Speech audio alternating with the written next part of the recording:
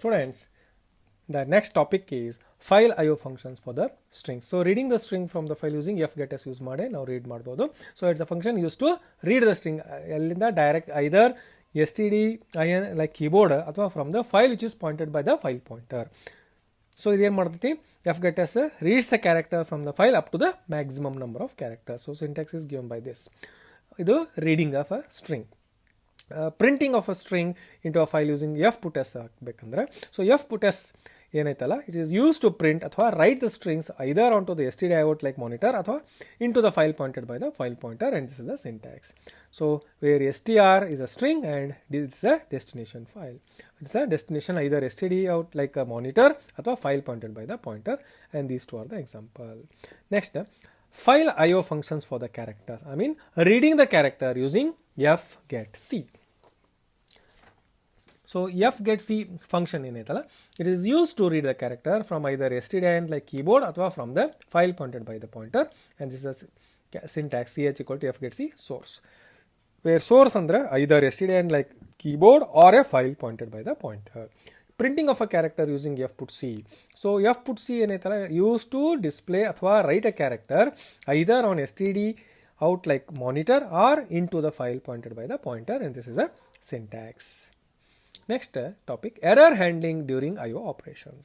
So it is possible that an error may occur during the IO operations. So input output operations ಒಳಗೆ errors may occur, and there are certain typical situations ಯಾವಪ್ಪ ಅಂದರೆ trying to read beyond the end of a file. So end of file ಮಗುದು ಕೂಡ ನಾವು read ಮಾಡಬಹುದು, so ಅವಾಗ error ಬರ್ತದೆ. Device overflow means no space in the disk ಅಂತ ಟೈಮಲ್ಲಿ error ಬರ್ತದೆ. Trying to use the file that has not been open ಮಾಡಿಲ್ಲ but ನೀವು ಅದನ್ನ ಆಕ್ಸೆಸ್ ಮಾಡಕ್ಕೆ ಟ್ರೈ ಮಾಡಕತ್ತೀರಿ. Trying to perform operation on the file when the file is open for another type of operation. ಬೇರೆ operation already use ಮಾಡಾಕ್ತೀರಿ but still ನೀವು ಅದನ್ನು trying to perform the operation on that file, and opening a file with a invalid file name ತಗೊಂಡು use ಮಾಡಕತ್ತೀವಿ. ಇವು ಅದನ್ನು open ಮಾಡಕ್ಕೆ try ಮಾಡ್ತಾ ಇದ್ದೀರಿ and try to read a file with no data. So ಇಂಥ ಸಿಚುವೇಶನ್ದೊಳಗೆ error ಬರ್ತದೆ. FEOF. So FEOF is a function, it can be used to test for an end of the file condition. ಅಂದರೆ ಇದೇನು ಮಾಡ್ತದೆ, it is going to test the end of the file. If FEOF equal to FE, printf end of the data. It ಏನು ಮಾಡ್ತದೆ, it display the message end of data upon reaching the end of condition.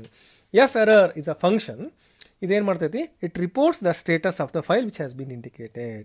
It also takes the file pointer as an argument and it returns a non-zero integer if error has been detected. Error bantu non-zero integer. Suppose if there is an it returns 0 means there has been a error. If error has been detected, then there will be a 0 ಅಂತ ಇರ್ತದೆ. So this is the statement. If error fp not equal to 0 ಅಂದ್ರೆ would print the error message if the reading is not successful, and this is the given. Next we have a random access to the file.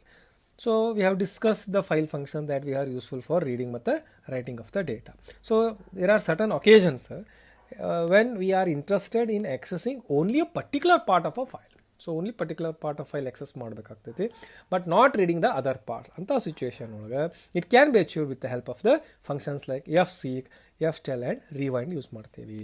fseek function purpose ಅಂದರೆ to move the file pointer to the specific location. ftell returns the current value of the file pointer, and rewind to reset the file pointer and put it at the beginning of the file ಒಳಗೆ ಹಾಕೋದು. So this is ftell. ಇದೇನು ಮಾಡ್ತದಪ್ಪ ಅಂದರೆ takes the file pointer and returns a number of type that is long which corresponds to the current position.